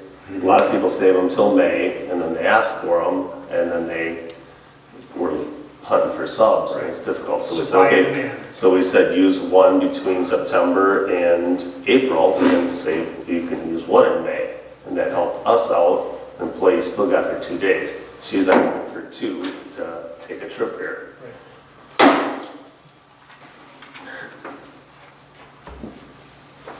Have we made any exceptions in the past? I don't recall. Well, we didn't have this. We didn't have Okay, this. Right. so nobody has asked for this since For the 2 in policy- May, no, Since the no. policy change? No, that just went in The sand. Well, these are July. We have been trying to stick more with our policies and offer less, Right, I get that. yeah, that's why. Well, is there another option with this? To take one personal day and She can take one personal day in and she May. could take an unpaid leave day or something, or what? Unpaid would still come to the board then. The issue is 2 days because of the trying to get the subs, Mhm. because of being gone for 2 days. It's Right. not so much 2 personal days being paid that month, it's getting the subs for them. How far in advance do we get a sub? How do you go about getting the sub? Is it like the Monday before the week? It goes in the ASOP system, and if someone's out there that's willing to take it, they can apply for it. So if you put these dates in tomorrow, and someone out there could say, oh yeah, I'm available May 8th or 11th. Most people don't work that far in Right, advance, that, right? I can't And imagine then- working that far, I was just wondering, No, like, and then- logistically, if, like, Or what kick the happens, can down the road and then, like, I don't know, I was just trying to We think. use the same Or- system for aides as we do for Mhm. teachers. Yep. or what they can do if, what we've seen in the past too, is they line them up themselves. If they know somebody out there, somebody can do what if they can go out there and line them up themselves and. They know, if they know they have a sub that's an aide sub, that subs a lot, and they know that, hey, I'm gonna be abroad on these days, go out there and get it, and they sign up, right? My concern isn't, these are hard. My concern isn't the subs, it's the precedent that you set when you Make an exception. go I get against the that. policy. I When does understand. it end? And we've had this discussion on other policy issues. In fact, we just reinforced a policy about FMLA. FMLA. And so for me personally, I don't recommend it. I even though whatever, because I know her. I mean, but we need to be Yeah. consistent, and that's what we've offered our staff or the people in the community, and that's why I think we stand by it. That's my opinion.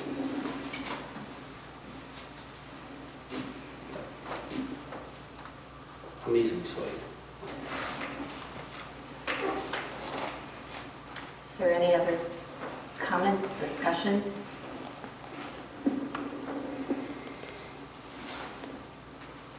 Yeah, these are always difficult because you'd like to do this, but then it does tend to open the door. It is hard saying yes to one and no to another. I mean, it's a very valid request. It's, well-intended request. But, yeah. It's not easy, Well, it's not easy because we know these people personally, and we want to, we want to do it for them. But then when we have to take the name and the face out of it and just say, this is the policy, and what happens next time the request comes, right. is this request more valid than that one Exactly. was? That's, I guess, where I was. That's the conundrum. And how many will you get, you don't know, Right. Yeah. right? And she was aware of the policy. She states that in her note that she was aware of the policy, that our policy. That's why it got denied, that's why she's here asking, right? Well, I move that we deny the staff request for personal day leave. Is there a second to that? Second. Further questions or discussion? All in favor, say aye. Aye. Opposed? Motion carried. Then we have the request for unpaid leave from bus driver Gary Riley. This is for training for his business. 3 days. Take 2 personal days and 1 other day That'd be unpaid. unpaid in October. This was denied previously, or what? It was denied when she requested it because it's 3 days and he gets 2 personal days, he doesn't get 3. So he wants an unpaid day. Is that okay with you or not? I don't think we should be giving unpaid days off, no. And it puts us in a hardship for bus drivers too. And he wants to go to South Carolina for training for his business. I'm surprised there's not a training closer in South Carolina for his business. Well, I guess I'm also looking at these dates. I mean, how many days is the training actually? Because 17, 18, 19, 20, and he comes back on the 21st. I mean, just as a note, but like you said, I mean, it's precedent setting. So, I mean, it's like this is the policy, but He has, he's got on his note to renew my education certifications before they expire. right. Since I did not go last year, so they probably expire this year. Does that put them in a, with us, with like our, I mean, this is for something, This is not It's not school for- It's related? not for school for bus CDL driving. or? No, it's not, it's nothing to This do is with. for like his power wash. This is Yeah. not, it's nothing I to do just with wanted to school be clear, job, like, no. it's not something that he's He furthering needs for his his needs degree for and his, his job. to drive the school bus or to be No. employed with us. It's Yeah, It's a no. power wash convention in South Carolina. Yeah, it's a power wash convention.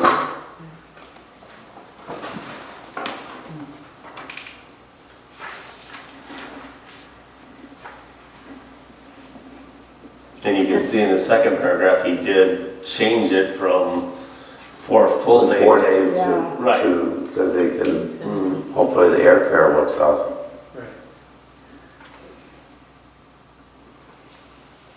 Yeah, again, it's one of those, when you start granting an exception, you open the door and, I guess be prepared to lose a bus driver, that's all. yeah, yeah. It's a hard thing.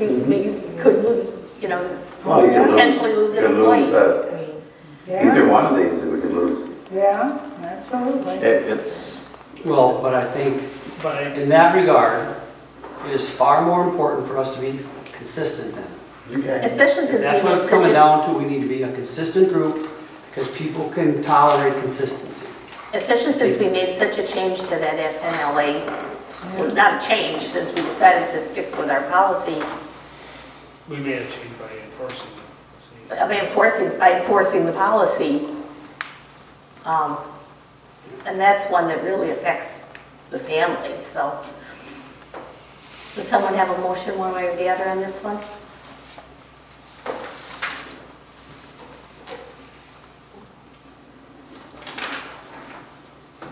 I move we deny the support staff request for unpaid leave. I'll second. Further questions or discussion? All in favor, say aye. Aye. Opposed, motion carried. Then we have a little policy work to do. So we've got the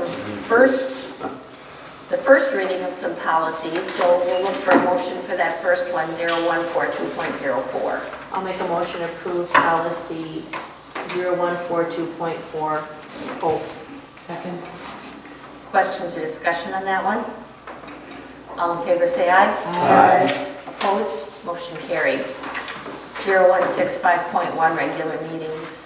I move to approve policy 0165.1, notice of regular meetings, first reading. Second? Questions or discussion? All in favor, say aye. Aye. Opposed, motion carried.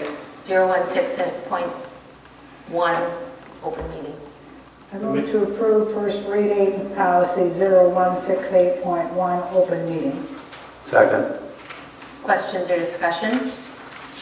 All in favor, say aye. Aye. Opposed, motion carried. 2261, non-discrimination and equal access.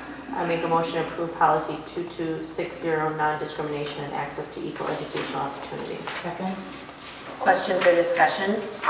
All in favor, say aye. Aye. Opposed? Motion carried. 2260.01, Move to approve the first reading of 2260.01, section 504/ADA, prohibition against discrimination based on disability. Second. questions or discussion? All in favor, say aye. Aye. Opposed? Motion carried. 2260.02, English language proficiency. I make a motion to approve first reading of policy 2260.02, English language proficiency. Second? Questions or discussion? All in favor, say aye. Aye. Opposed? Motion carried. Policy 2340, district-sponsored trips. Move to approve policy 2340, district-sponsored trips. Second. Questions or discussion? So I read through this. I just want to help with understanding. 8th grade, not 8th grade, the DC trip is a non-school organized trip, correct? Correct, that's And not. then the band trip is considered a school organized trip. Right, because the DC trip, not all of our students, it's not an 8th grade trip, and kids from other schools go on that. That's not our trip, that's outside of us. So Mr. Hilbert organizes it, but he can take who he wants on that, and it's not just 8th grade because Right. he goes It's on. kind of a middle it's school It's trip, a isn't it? 2-3-year group that goes, right? In some cases, no. But that's been kind of fuzzy, yeah, it's not a school trip. It's fuzzy as far as fundraising because it's at, it's advertised as a municipal school trip, but it's not a school trip. I found it unique, yes. Well, because back in it was at a time that we didn't allow overnight trips. So then that was organized outside of school, but now we had band trips and trees remodeling and things like that, so. Yeah, how long the band trip's been going on? Trees. Just since you got here, Hey, no. I think maybe there were a couple before. Well, they went with Sturgeon Bay the one year, too. That was probably the first time they went, Is that that the was first really one? the first time they went with Sturgeon And Bay they've down gone to to New Disney. York and they've gone to New Orleans, so it's like 3. But it's every other year, it's not every year. Any other questions on that? Okay, all in favor, say aye. Aye. Opposed, motion carried. 2411, guidance and counseling. Move to approve policy 2411, guidance and counseling. Second? Questions or discussion? All in favor, say aye. Aye. Opposed, motion carried. 2451, program of curriculum modifications. Move to approve policy 2451, program or curriculum modifications. Second. Questions or discussion? All in favor, say aye. Aye. Opposed, motion carried. Lisa, the next two, 3111 and 4111 and 3132, 4132 are combined. I have them combined. Okay, so we'll take a motion on those last 4 together. You got policy 3111 3111. and 4111 is one. Right. Yeah, so there's 2. So you want There's two separate Two motions. separate but policies, There's two okay. policies put in Okay, one. you combined it when you said you combined Right, them right. all, and I thought, No, really? no, Okay, no. so 3111 and 4111. Yes. I make a motion to approve the first reading of policy 3111, creating a position, and 4111, creating a position. Second. Questions or discussion? All in favor, say aye. Aye. Opposed, motion carried. And then those last two, 3132 and 4132. Move to approve first reading policies 3132, vacancies, and 4132, vacancies. Second. Questions or discussion? All in favor, say aye. Aye. Opposed? Motion carried. That would conclude our regular business for the evening, and I'll look for a motion to convene to executive session. So moved. Second. Roll call vote. Karen? Aye. Aye. Aye. Aye. Aye. Aye. Aye. Motion carried at 8:54 PM. Motion carried at 9:48 PM. Are we back on? We are on. Okay. Okay, we are back in open session at 9:49 PM.